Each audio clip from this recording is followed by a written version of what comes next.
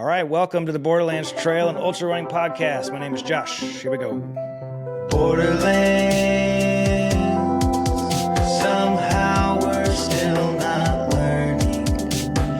Borderlands, we still suck at running. All right, the year is coming to an end. Companies are winding down. Content is slowing down on the internet. Everyone's getting ready to start thinking about their 2025s, where they've already been thinking about it. They're getting ready to start to release what they're going to be doing in 2025. I am no different here at Borderlands. Been starting to wind down. This is going to be one of the last few episodes of the year before 2025. Before we get into it, though, don't forget January 18th. If you're anywhere near Salt Lake City and want to come hang with Billy Yang and me, and Flores Gearman, and the Path crew and local Salt Lake runners, I'll be in Salt Lake City January 18th. We're going to do a group run in the mountains, and then we're going to do a live podcast recording at the University of Utah, David Eccles School of Business. And it'll be a great day of just a celebration of the sport, the non-elite version of the sport, the people who are in it just because they love it. We may love the elite version of the sport, but this is going to be a celebration of the non-elite. Okay, so today, like I said, every business is taking a look back right now, and every business is getting ready to announce what's coming. And so today, Taylor Bodine, lead trail reviewer of Believe in the Run, is back, and we're going to take a look at his article that he put out with his team at Believe in the Run, looking back at the best trail running shoes of 2024.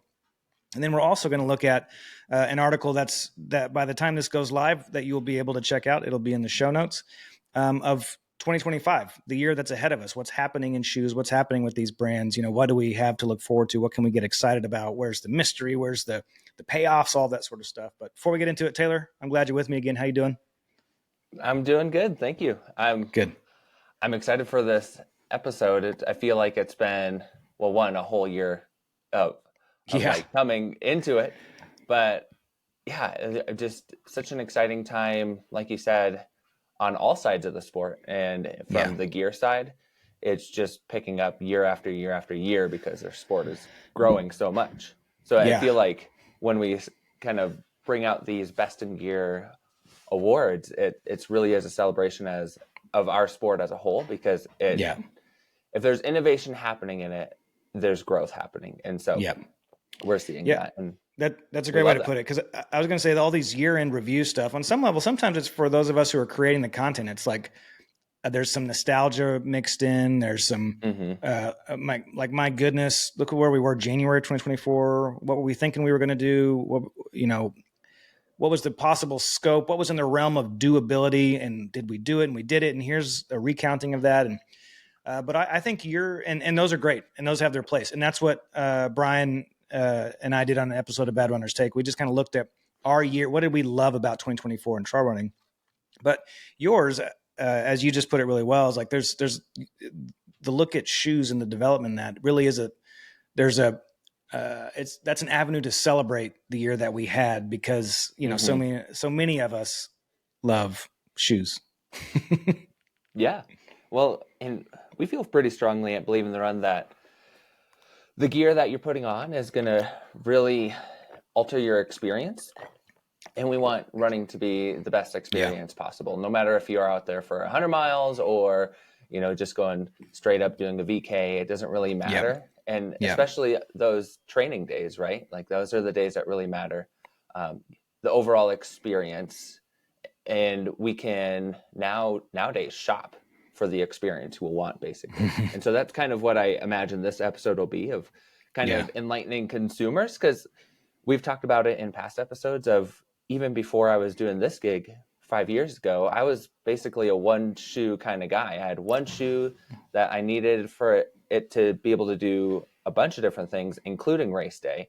But you don't have to do that. And I know a lot of people are in that boat, but again, you don't have to do that. There's a lot of other options. Which makes me feel like our job, especially going into 2025, our job as being more of a sounding board for all these different brands and different ideas coming out and different sensations, for just building informed consumers as much as possible for the experience they want. So Yeah. And what's cool, speaking of, what's your job? I mean, literally your job is going to be this full time here pretty soon, right? yeah. Because it's Yep. growing so much and there's so much interest, and Believe in the Run does such a great job with content. You're going from bivocational of lead trail Yep. reviewer and teacher to just lead trail reviewer or something like that. Tell me a little bit more about that before we get in further. Yeah. Yeah. So like my day job now is I'm a teacher and a coach, and um, our industry, the trail running industry, the outdoor industry as a whole, has grown so much over the last 5 years. But especially when you look back to the last 15 years, as we've talked about on a few different episodes, Yeah. it's just taking an exponential curve, and it doesn't seem to be slowing down. And Thomas, our founder, said it really well last year. Of as we started to get into more events on the trail side, we've always had a great team of trail reviewers, and we do a lot of the write-ups. We're starting to get into some of video, some of the things that our roadside is known for. Nice. He thought we felt like a guest at some of these events as Believe in the Run as a whole, and we don't have to be. We can be an integral part of the trail running community, and I feel like we have in some ways, but a bigger part to help inform consumers about the gear they're wanting to get, and also try to help build communities through that avenue. And so that's going to be my job with the dirt division, building out the dirt division, how we can fit into the broader landscape of outdoor and trail running. And it's just really exciting. Yeah. That we're at this point. I hadn't really thought about it too much as a teacher. I've always kind of thought of this is my career, and that's okay. I've loved teaching. Of course, it's really hard, but it's fun to be at this point in my career and going to be having a big career change toward a big passion project. And it's just kind of crazy that trail running can offer full-time positions. Yeah. Which is just awesome. Yeah, man. Yeah. Well, congrats. And on some levels, again, another using that word again, celebration, like all this work that you're about to highlight. And you've said it before, you have a team of 6 or 7 who do this with you. All of this has been done with all of you, probably all of you having day jobs and many other responsibilities. So on some levels, it's kind of cool to say, this is what you accomplished in 2024 with these multiple hats. And then 2025, partway through, you're going to be wearing just the hat you have on, literally, the Believe in the Run hat. And, be cool to sit here a year from now and say, what's the difference? What's your output? What's the difference in your output when you're full-time versus what you just did? Because this article, as I look at it now, I mean, doesn't feel like it came from part-time people. Like you guys have just done so much reviewing and wearing of shoes. It's incredible. Yeah. And I mean, looking just back at just a list of shoes that we've done this year, we're into like the 60s bordering 70 different trail shoes. Like who even knew there were that many trail shoes out there, right? But that's starting to be our reality. And next year, we're going to be looking forward to new brands. Many brands are bringing multiple new models, updates to old models that we'll even talk about today. Great. So yeah, it really is. It's a growing industry, and we're excited to be a part of it. And thanks for highlighting that we do put a lot of hard work into the miles we put in and the thoughtfulness behind have you grabbed that metric? Because if not, you should do it for 2025. How many miles have your team ran in the shoes that they've reviewed?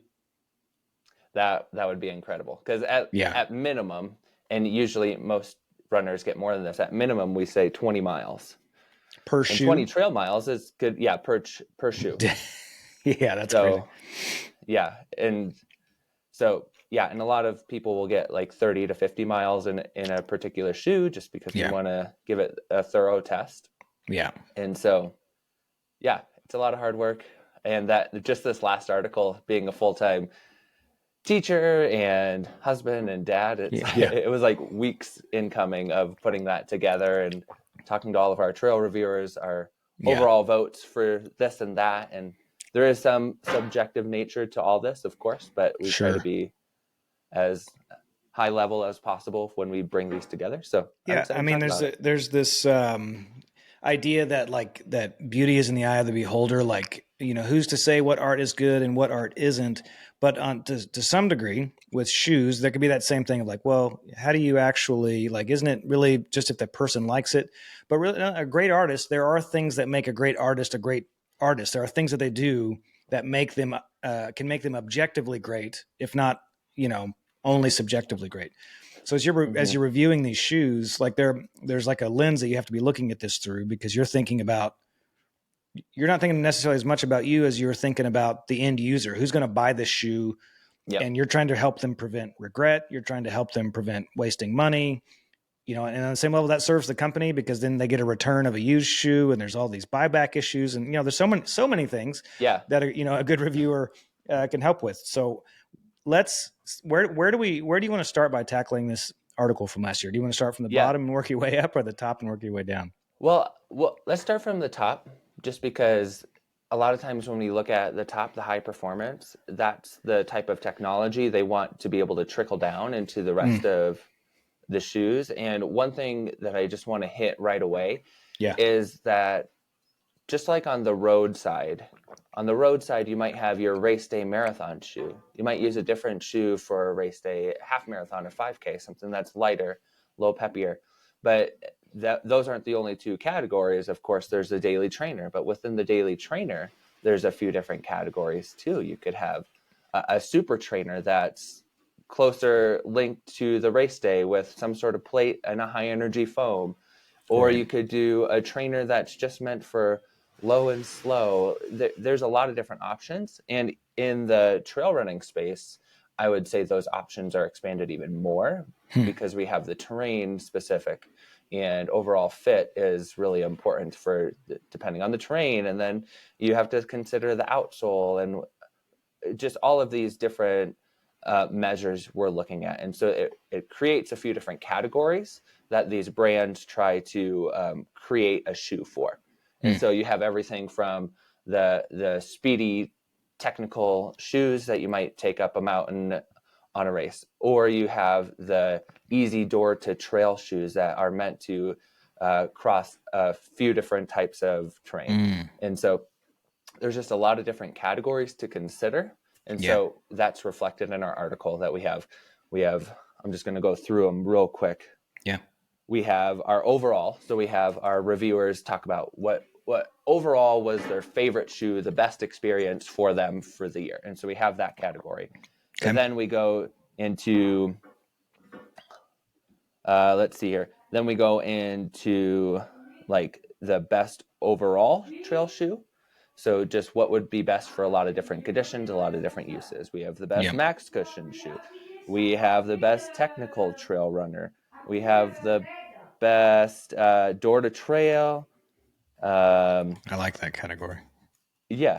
And you just made a purchase and kind of in that I just made a door to trail. Right? I mean, it's funny. We never used that term previously, but as soon as you said that, I was like, that's always what I'm looking for. Cause I need to, no matter where I'm at, I'm always starting on concrete, asphalt before I hit a trail. Like even when I'm back in Salt Lake. Yeah. Anyway. Okay. And then we have like best value, best race day ultra, best race day sub ultra, best race day technical. So there's all these different options that are to consider, especially when you're buying a shoe for whatever experience you want. And we'll kind of come back to that quite a bit. Great. So should we just start from the top and let's do it. Start going down. Some of these shoes are ones we've talked about, and so it might be fun for listeners to go back and listen to some of these episodes that we've come out about brands. On the full brand. Yeah. Because like the overall best trail shoe of the year for our reviewers was the North Face Vective Pro 2. And so this is a race model shoe meant for ultra races. It has a carbon fiber plate, unique technology that forks that out, not the same in the road running category. Plus it has just a great fit up top, especially in the heel and the midfoot, that locks you in and makes you feel in control of everything that's going on. And it has a really high energy, modern you could call it a super foam underfoot. And so all those come together to just make a really fun experience. And at the end of the day, don't we just want trail running to be fun? And so that's it. Really, the fun factor is why this shoe was overall the best shoe of the year.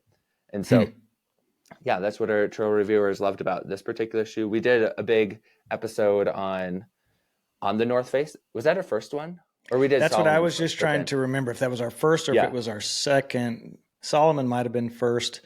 But yeah, I think so. I was most surprised because you talked a lot about foam then. And, that's the first time I heard you talk about, the future is in foam. And I was surprised at how many comments I got where people referenced certain nuances about the foam. Like, I'm just so out of the loop on that, on that level of assessment of gear, but how much people care about, pay attention to, think about, are aware of foam was surprising to me. Yeah. And again, like when we talk about experience, foam is going to be the leader in that experience of what you're feeling directly underfoot. And a lot of brands, especially looking into the future, a lot of brands and product are going to look very similar on paper. Yeah. And that's kind of my big takeaway for 2025 is that basically all of them have some of the same materials or the same applications of materials, but it's their slight ways of altering it that's going to make a difference for the runner. And so like even this Dream foam that's in here, they might stiffen it up a little bit for one particular application, or they might soften it up. And so in this one, it's going to be softer because there is a carbon fiber plate that sits above it, and it's going to stiffen that application just a little bit. But you do need that softer to get reaction out of the plate. We know that. It's just science. And so when you have a carbon fiber shoe that's meant to be really zippy, you're often going to get a softer foam underfoot to get some action out of that plate. And so you're right. The foams are going to be a big deal. This year it was a big deal, and even more so into next year. Nice. For sure. And so I'm just going to go there real quick of like, we already have this shoe for next year. And if you're watching on YouTube, you can see the difference between these two. And so it's a lot of the same materials from a material standpoint, almost identical, but they're layering it differently in the new version, the Vective Pro 3. And they have two different plates that are acting differently in the Vective Pro 3. And so in a lot of ways, it'll seem like almost an identical shoe, but once you have it on foot, it's a very different shoe, very different experience that you're getting. Crazy. So this is one of the shoes we're really looking forward to in 2025. So nice. Yeah. I feel like we're going to be doing that a lot because a lot of this. That's actually a perfect way to look at 2025 on some levels. If you've got the 2024s and 25s and you put them side by side, that's pretty awesome. Okay. Yeah. And it just shows again, like innovation is happening, and it's happening quicker than ever before. And we'll see that with Brooks, which was our runner-up, our best, the Brooks Catamount 3. We've talked about the shoe a little bit.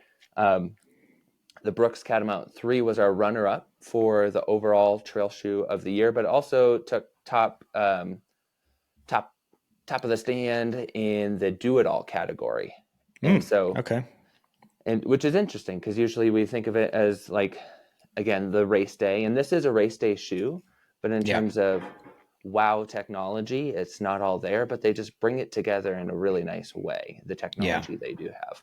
Yeah. And so the Brooks Catamount 3, again, was taken runner-up overall of our favorite trail shoes. It's just, it could be a workhorse for you, but it could also be a race day shoe. And our trail runners use it for a lot of different things, a lot of different terrain. It felt really good here in the mountains, but also felt great down in the East Coast where most of our reviewers are, and down south too. And so a lot of different terrain, and that's what we loved about this shoe. You can access a lot of different terrain, a lot of different paces. It just feels good, feels fun. Yeah.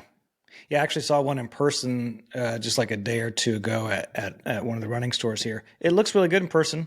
It didn't quite hit me in pictures, but in person I thought, oh, because that's one of my highest values. It looks pretty good. yeah, exactly. It's an important thing, right? That's Yeah, one way to make you feel good on a run it if you look matters. good. Look good, feel good. Exactly.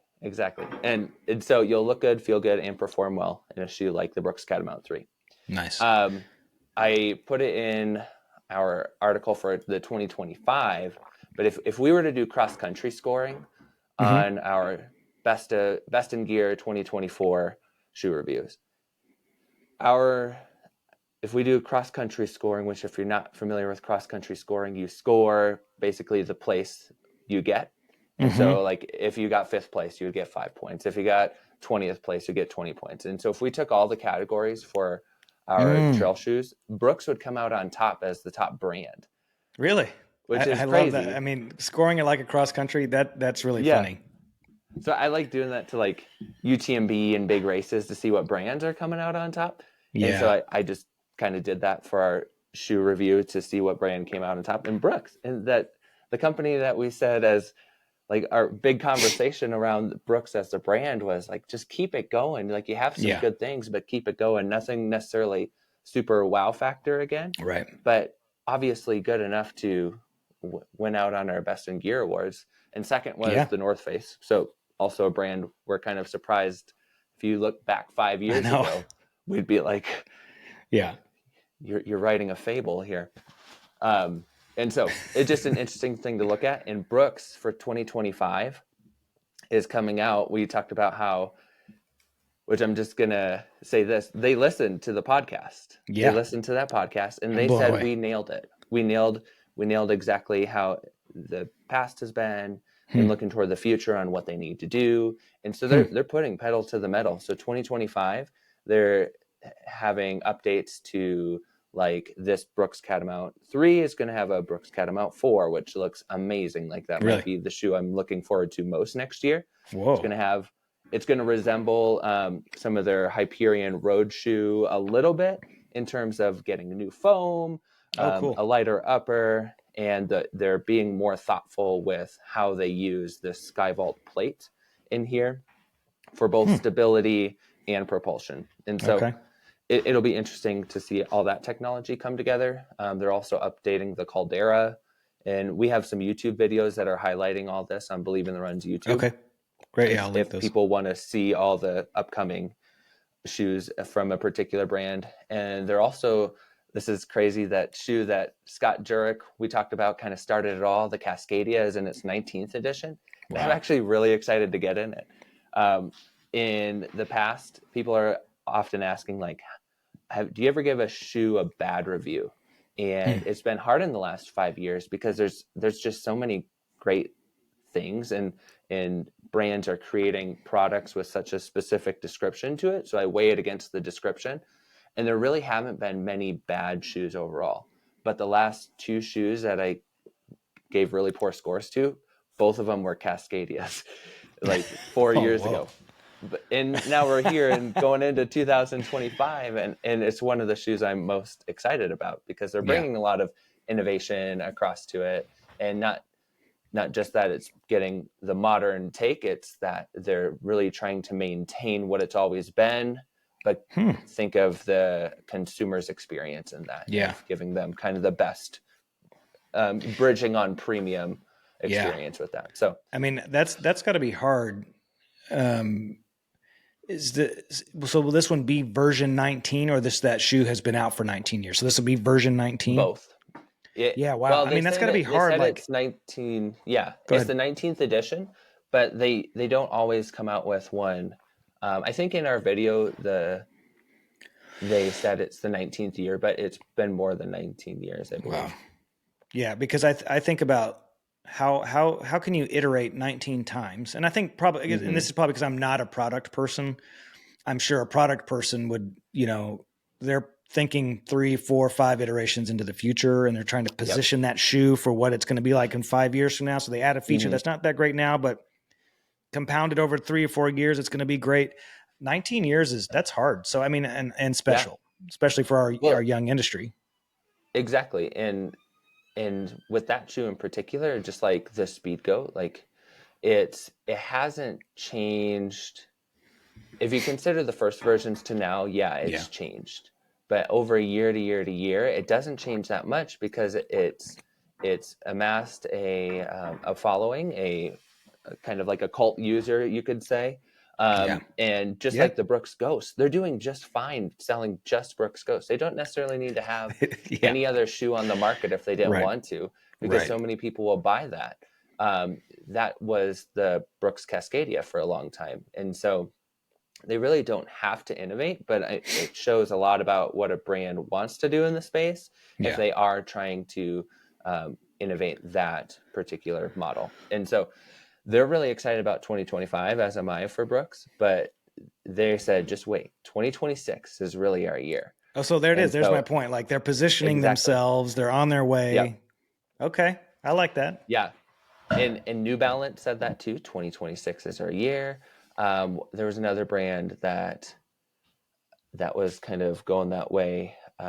On was saying 2025 is their year. And Huh. so it just goes to show, like, even trying to, if I was going to try to validate the position that I'm going into, a full-time position, Yeah. like it's going to be needed here soon for a lot of places just to be Yeah. able to cover everything that's happening. Yeah. And And these so, marquee yeah, brands, these heritage brands, big brands, are saying like the best is yet to come. The growth, they're still yeah, investing in this space, all of their resources, their design people, product people, allocating supply chain to it. So, I mean, even if you don't know the exact number, the exact compounded annual growth rate of the hmm industry, just to see Brooks, who's fiscally conservative, Berkshire Hathaway, they're not going to waste money. They're not going to piss money away in any way, hmm are throwing lots of money at this and say, oh, 2025 is going to be good. 2026 is going to be our year. Like that's a good sign for us. yeah, exactly. Yeah. And I know, like, those, especially in our kind of weird space of trail running, that can be kind of weird and scary just to Mm-hmm. see, because Like there is corporatization. something we really want to preserve about Yeah. this, the culture of trail running. And I feel that even with all this innovation, even with the focus on the high-end athlete, I feel like if we ever lose that piece, it'll be very noticeable of the special piece of trail running. Yeah. And so, Yes. but I don't think we're there. Yeah. I And mean, on so some far, the levels, and investment, this is a different conversation, but I think on some yeah, levels, uh, one of the things that protects that is our permitting process in America. Our races hmm we have this ceiling and to some degree of like maybe our shoes grow, maybe our gear grows, but Western states can't have more than 320 people, and Hard Rock can't have yep, more than 100, and Western and Wasatch can't have more than 350. So yep, there's some interesting caps there, but at the same time, so this corporatization piece, there's an element here like where we're all benefiting, and I hear you loud yeah. and clear, like, but we want to make sure that all this is doing is helping us get out there and run and continue to enjoy the sport that we love. Exactly. And so again, when we put articles together like this, I like thinking of it and like just like kind of sitting and reminiscing of all the tools I've been able to utilize to have like my favorite day in the mountains. And Yeah. so again, that's kind of where we're at with all these different shoes. We'll get back on board here. What we were talking about, sorry about that. No, that's Well, great. we were talking about Brooks, and they had another top shoe. So we had the Catamount 3, which was our Mm-hmm. runner-up for overall, our favorite. It was the best for do it all, but we also had a best for technical race day. And we've talked about this shoe quite a bit. It's the Catamount Agile. And Mm-hmm. again, it's just a super light, kind of like a track spike for the mountains. And so this is for more of the race day, but you want to be light on your feet. You want to be really sure of your foot placement. It's meant for technical terrain, meant for fast. And so just kind of knowing that category instead of just um, like having a big umbrella over race day. If you Yeah. can think of, we broaden that out or specify that more for different terrain and different lengths. So this would be kind of the short and fast. Think of it kind of like a 5K type shoe for the technical terrain. And again, this one I think we'll see an update to in not next year, but 2026. Okay. I think, based on the conversations they were alluding to, I would guess something like this. It will be an update in a couple years. But again, just goes to show that the the industry is growing and specifying and putting a lot of money where they want their mouth to be. So, but then you have like in that same application of like Solomon's application of it is a little bit different. And so a little more foam underfoot, a little more aggressive in terms of leaning you forward and pushing you through your stride. It's still super light, sticks super close to foot, but just somewhat of a different application. I would take either of these on, like I would take the Brooks on more technical terrain, whereas this I would think of as my easy trail to moderate trail difficulty, but where I can really like let my legs churn and go fast. And so that's kind of like the short course. Those are great. I love that racing category. Is that MTL? I don't want to get ahead of you. Is that the Merrell MTL? That's in that category too, right?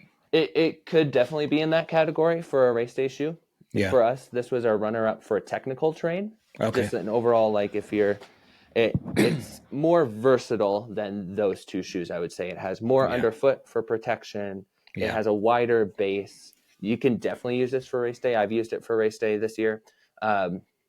It's a great option for that for sure. And having that really technical fabric up top kind of aims it toward being a race day shoe. But overall, we found ourselves using it as just a good day in the mountains type of shoe. Yeah. And so this was runner up in that category of just like a technical train runner, which I'll bring out. Our winner in that category for a technical train was the La Sportiva Prodigio. Oh, nice. Yeah. And so again, these are similar shoes in a lot of ways. Their fit and feel is actually quite similar. They have a really nice lockdown in the heel and the midfoot.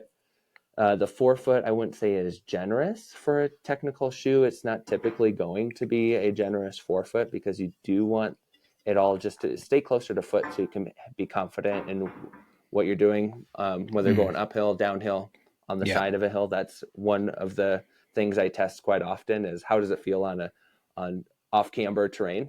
And both of these shoes did really well in those categories. Nice. To set these two apart, the Prodigio is going to be a little softer feeling all the way around underfoot and around on top with this upper. And so it's just going to be a softer, more comfortable experience when you're in the mountains, whereas this is going to feel a little more aggressive, a little lighter, a little airier. And so those are two options that just did really well for us on technical terrain this year, whether you're going long or short. So I would take the Prodigio for a longer day. I would take the MTL Long Sky 2 for a more technical romp in the mountains. So but both of these shoes, I love that shoe, that MTL Long Sky. I don't know if I had the one. They were black and white. I loved them. I put a ton of miles on them. I was surprised for a shoe that was so like low profile, just how great my feet felt in them. I just loved them. Yeah, exactly. And that comes down to the foam a lot of the times, this Float Pro foam. It's a little more dense than a lot of the modern foams, but it still feels light and it breaks in really nicely. And so it gives a consistent experience throughout the whole time. And so, but then if you get to more of these nitrogen infused midsoles, it's probably going to break down and feel different as the miles go on. Whereas the Float Pro foam, we've had an experience of where it's just consistent.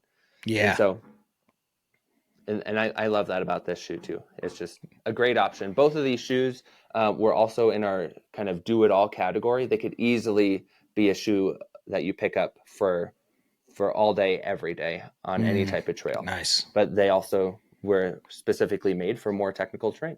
And so that's what we weigh it against. So whatever description the company puts out there, that's what I'm really reviewing against.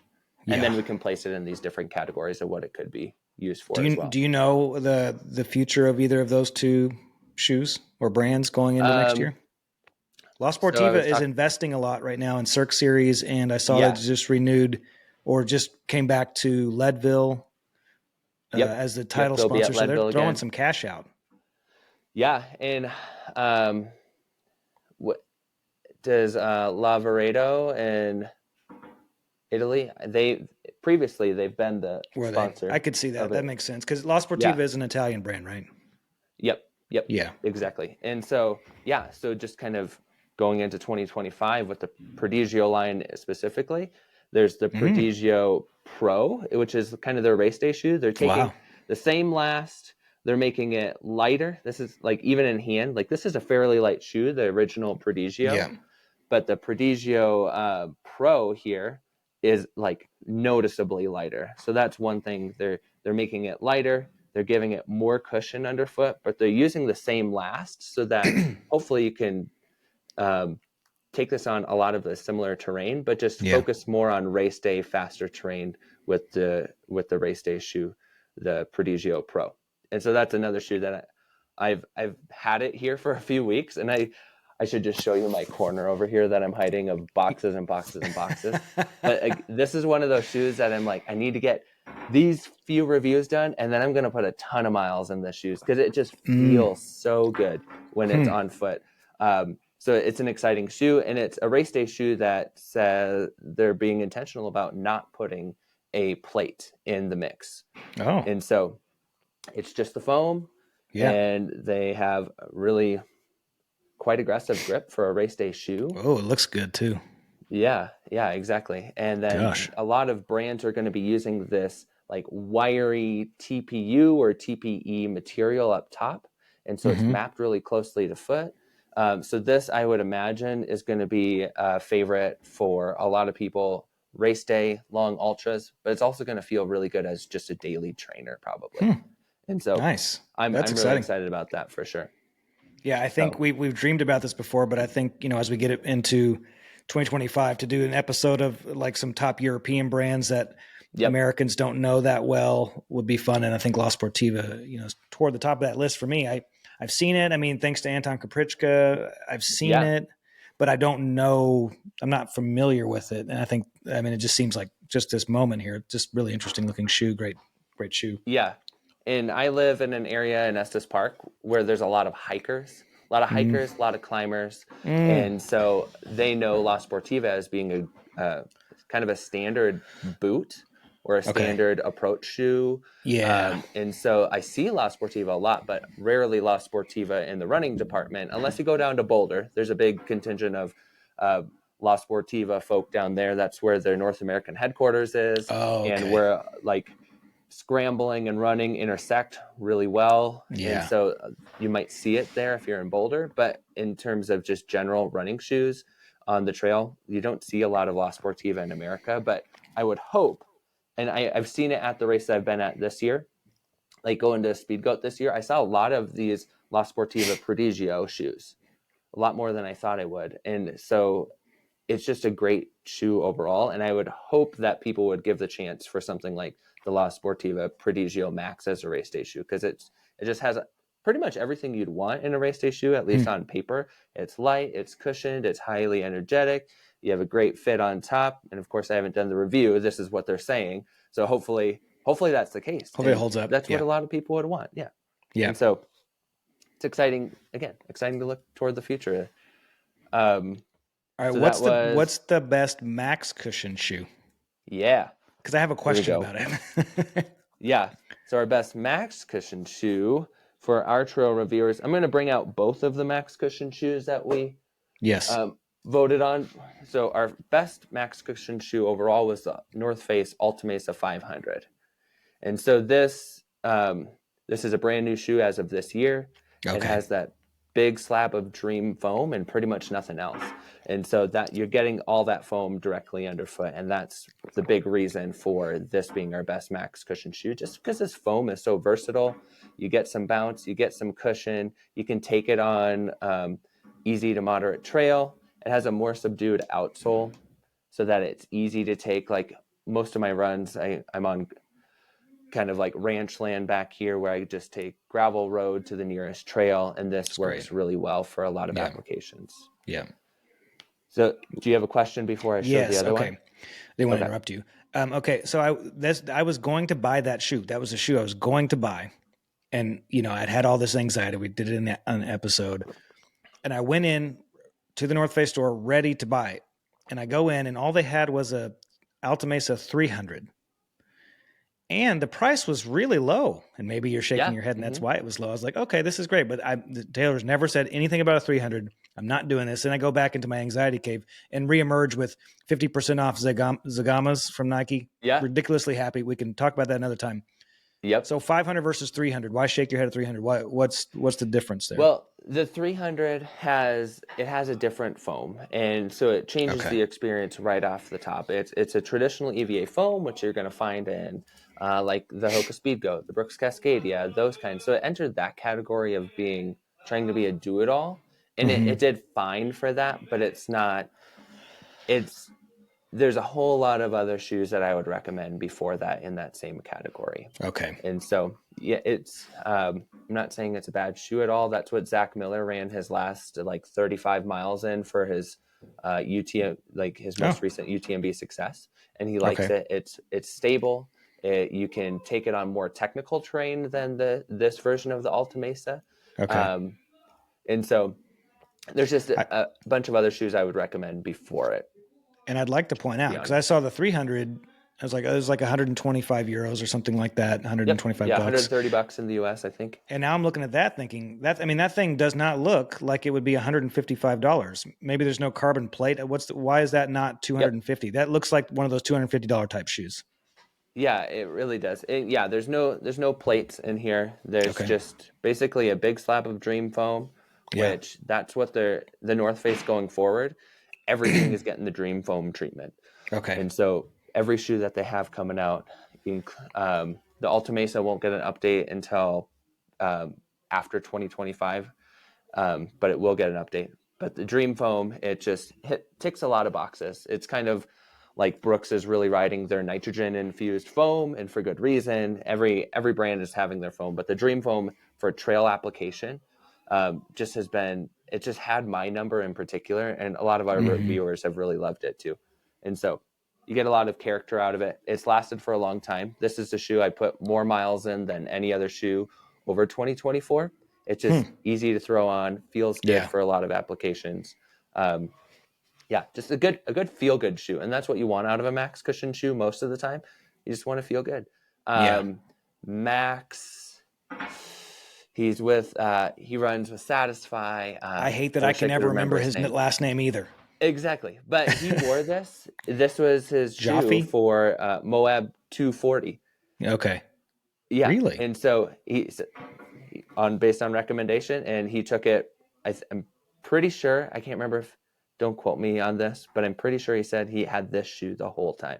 Wow. And this is the shoe he wore the longest during that time. I can't remember exactly what he had said about it at the running event, but this was the shoe that basically saved him. And so it's awesome. That's good to hear that even our recommendations have really elite level applications too. Yeah, of course. If that's a Jean-Marc Dejean shoe, he's in luck, because he's going to probably have to be wearing Satisfy's shoe next year, which is a Jean-Marc shoe. Yeah, which they've said some about it on they're really smoke and mirrors about. Oh, I know about this shoe. It's so precious. I almost hate that I know everything about it, but I can't say anything. Oh, because you're not getting because you would be like a kid in the candy store with these little details. Oh my gosh, yeah, exactly. So we had our hands on it. I put it on. It's called the Satisfy Rocker, and that's pretty much all that can be known right now. And that's one to look forward to. It's on our next year's 2025 excitement list. Nice. It's going to be a shoe to look forward to, offering a familiar experience yet a different one at the same time. Yeah. It's very Satisfy of them. I'll say that. It's awesome. Absolutely. So yeah. Totally agree. So we just talked about the Alta Mesa 500, and then our other Max cushion category, our runner-up was the Brooks. We keep coming back to Brooks. How is this happening? The Brooks Caldera 7. Sneaky. Yeah. And so this one, our reviewers love that it had a more technical feel to it. That if you're going long and you want some technical prowess, you want your foot to be sitting down, you want all the stability. One of the negatives I had with the shoe is it almost tries to control your ride so much, especially on the downhill. But that's what you want, right? Late in 100 miles, you want something just take control and not work against you. But the control it took from me was really kind of moderating everything in my foot. And so Mm-hmm. bringing it back to center, which is great overall when you're really tired in the mountains and coming down your last big descent, and it's kind of controlling that foot for you. So it can be a positive, and when you're trying to run a little faster, and it may be a negative, but it just has the protection, it has stability, it has great grip. This would be a great like mountainous 100-mile shoe, I feel. And it's $150. Again, I'm surprised. You know, these days, unfortunately, that's feeling like a steal. But like our two max cushion shoes are around the same price at 150. It's kind of nice. Exactly. Yeah, it is really nice, especially like we'll get to our best value shoe next, maybe. But our best value isn't crazy anymore. Just 2 years ago, our standard was $120, and this year it's already up to $140 for our best value shoe. So yeah, and just one more thing on the Caldera, it's going to receive an update for next year of just kind of focusing on the upper. So if you like this shoe, this particular version, and you don't have to be on the leading edge of everything, like this is probably going to go on sale in the spring. Good point. And this would be a great one to stock up on. So probably even a better price. Yeah, I mean, because the technology is so good on them, and yes, the next year, the next iteration, it's in all likelihood going to be better.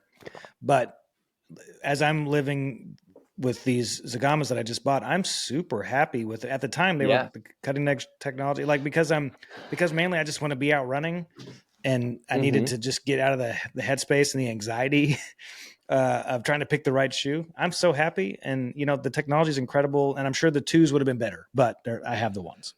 Yeah, but there's not a lot of difference between the one and the two in terms of underfoot experience. And the Zagama 2 I'm holding right now, it was our close third place in the high stack category. Okay. And so the reason for that ZoomX foam which is known in their like race day lines, super plush, super responsive, just feels so good underfoot. They have that as a core in this shoe, and that's the same in the first version. In the first version, you get more of that. And so, interesting.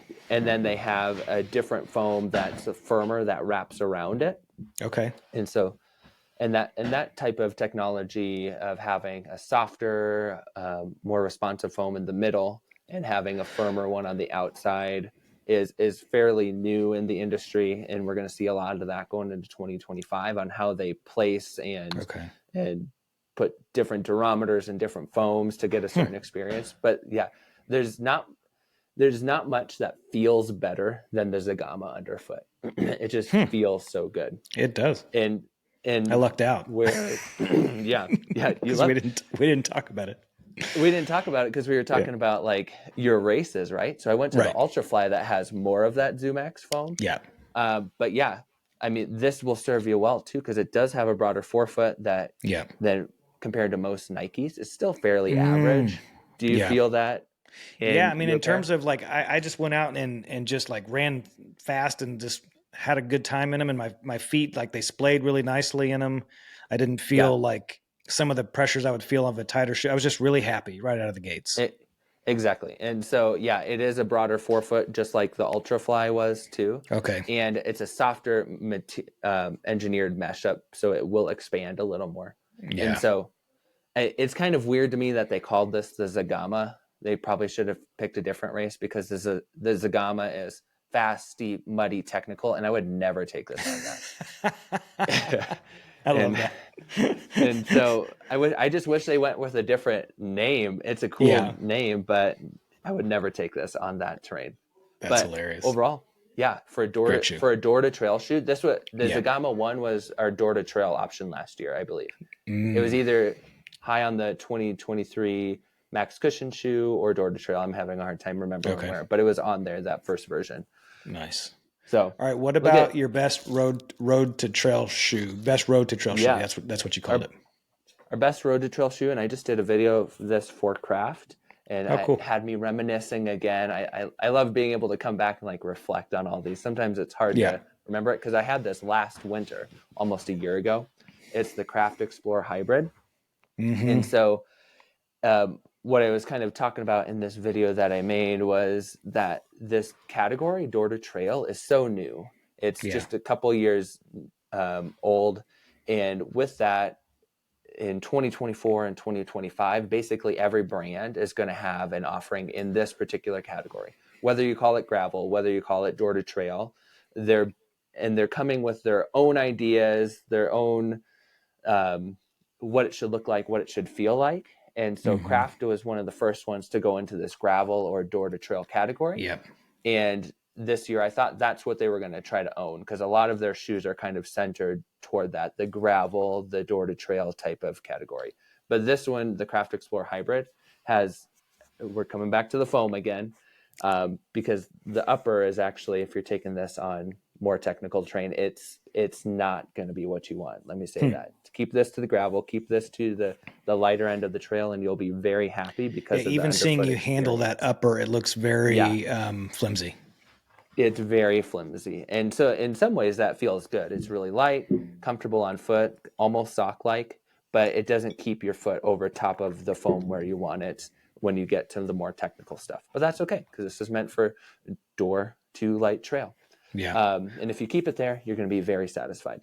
Yeah. But this foam is a little different than most applications. It's a beaded midsole. So there are some shoes that have a beaded midsole. So they take all these beads, kind of like styrofoam, and they place them together. So there's these it's a supercritical TPE, which is softer derivative of TPU. Okay. And the process, they get it to a certain temperature and it pops into this form. And then they put all those little beads together. So you can imagine this just feels like kind of bouncy, quite cushioned. It just feels unique for a trail shoe. So I liked, our reviewers thought that this is one of the best feeling foams underfoot. Yeah. When I got into Borderlands and I was starting to build these trail teams, and I had like 75 trail teams or 75 trail teams in 65 cities. And so Craft was kind of like a de facto sort of sponsor of that. And I was wearing some of their shoes. This would have been a year and a half ago now, 2 years ago.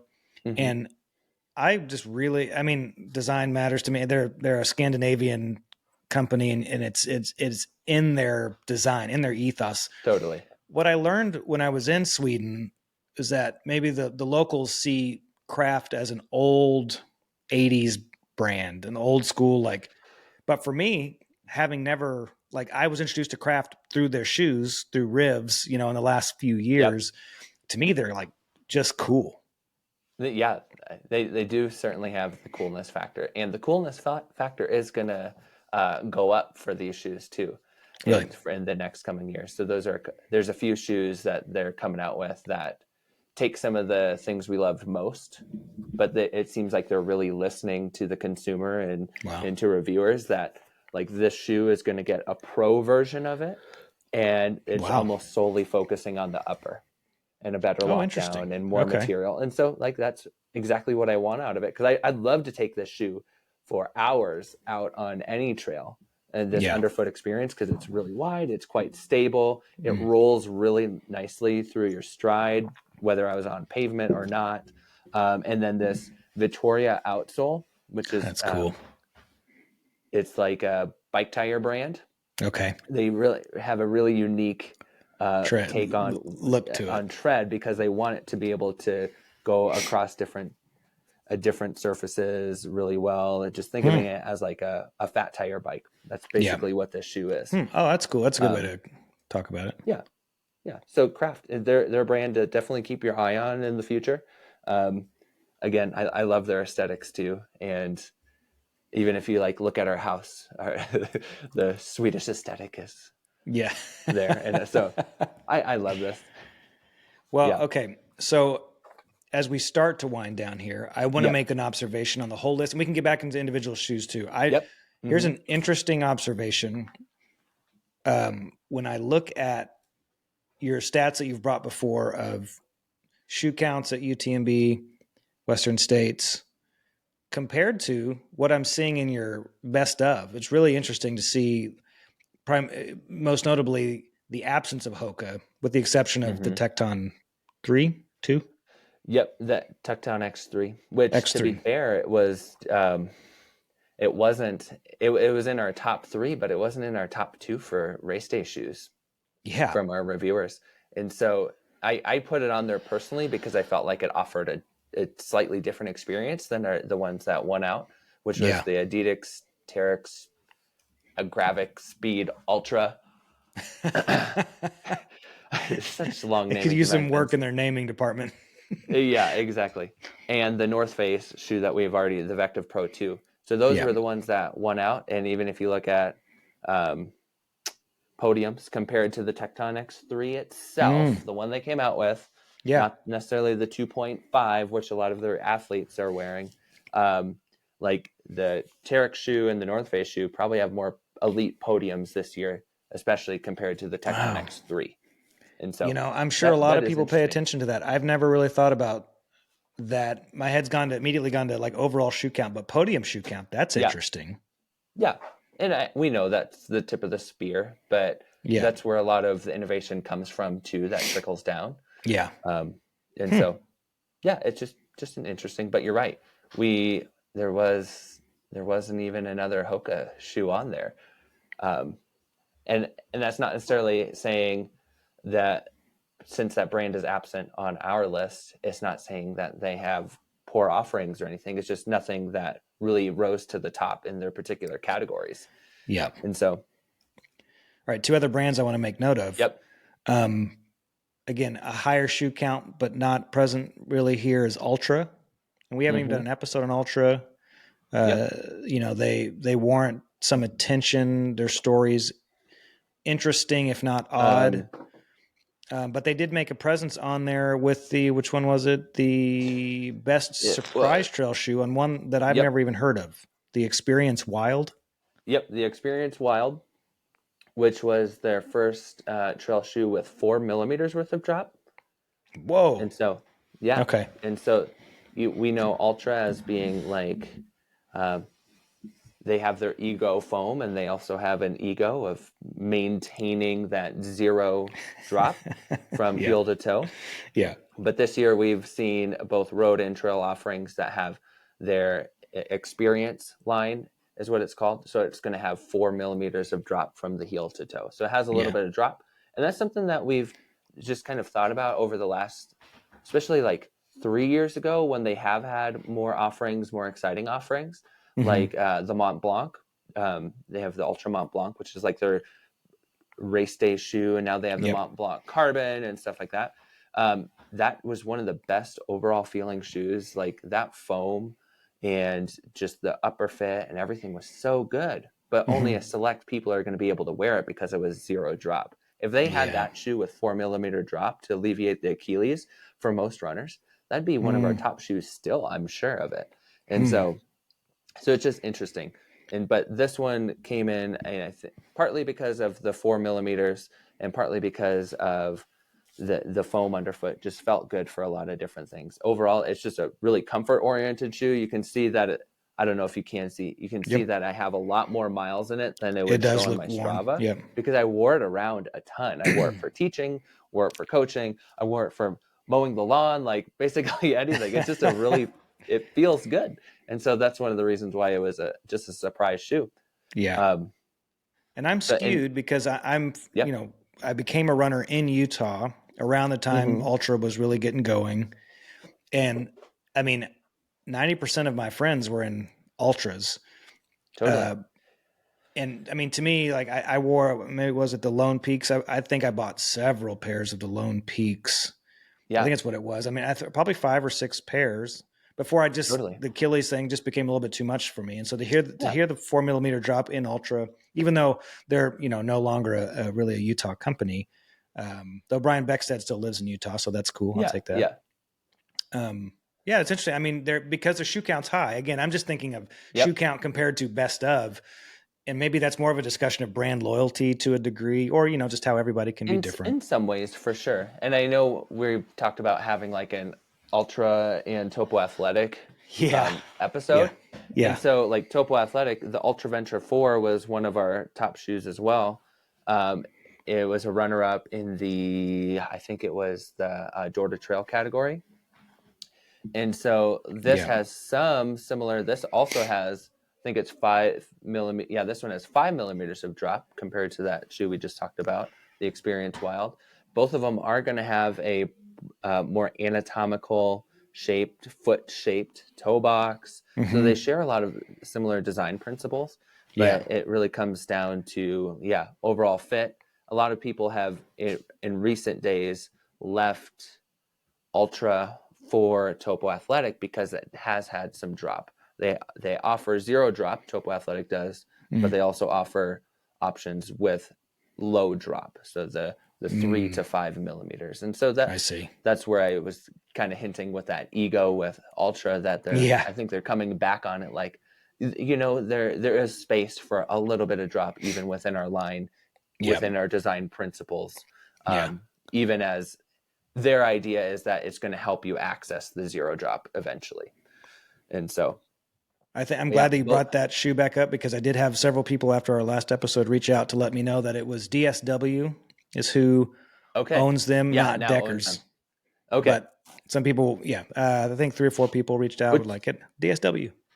Which is important to know, because I know like DSW and some of those other brands were really present at Hoka, or some of those parent companies were present at UTMB, excuse me. Oh, I see. Of just broadening their perspective of trail running in general. Okay. And so that says a lot. If a large parent company like that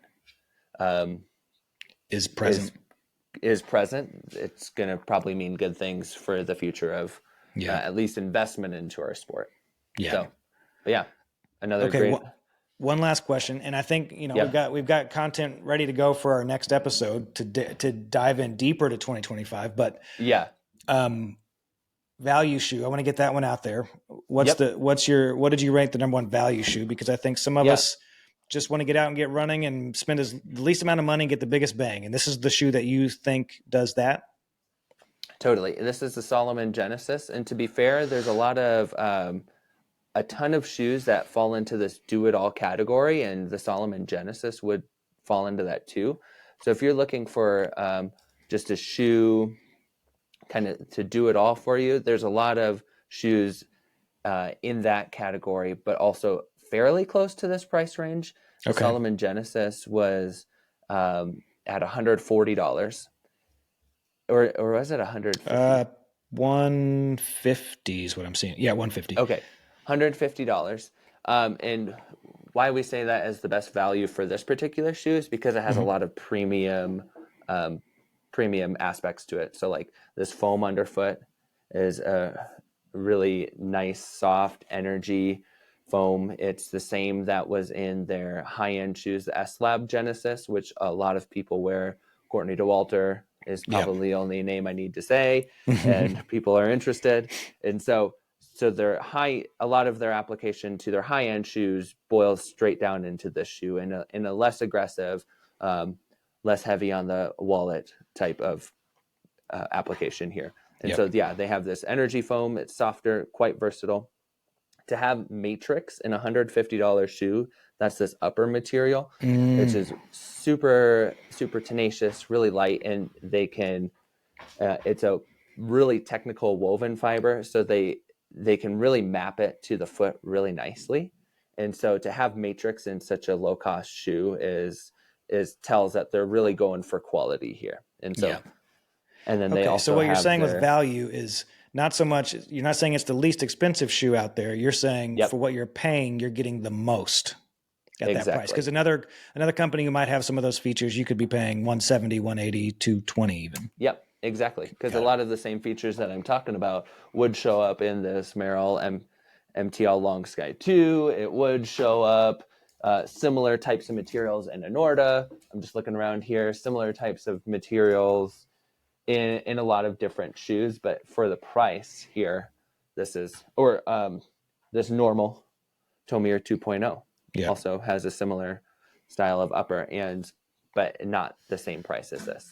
Got it. And so even the outsole is their standard Conta grip, which is proven to do well year after year on a lot of different terrain.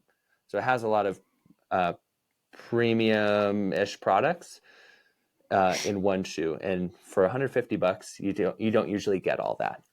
And Yeah. so Nice. Well, man, I think it's good. It was good that we touched on 2025. It was great to go through all those shoes, and it's nice to know we got our next episode teed up for us, because the yeah, article, by the exactly, time this really. releases, there'll be an article that Believe in the Run is released on 2025, and we're going to talk about it next time. That sound good? That sounds great to me. And I know we planned these as like being able to bridge the two, but there's so Yeah. much to talk about in just one of the years. I know we can go off on many different tangents too. No, That this is doesn't always awesome. help, but Yeah, a ton of value here. This was great, and I'm stoked to do 2025 with you. yeah, same here. All right, man. See you later.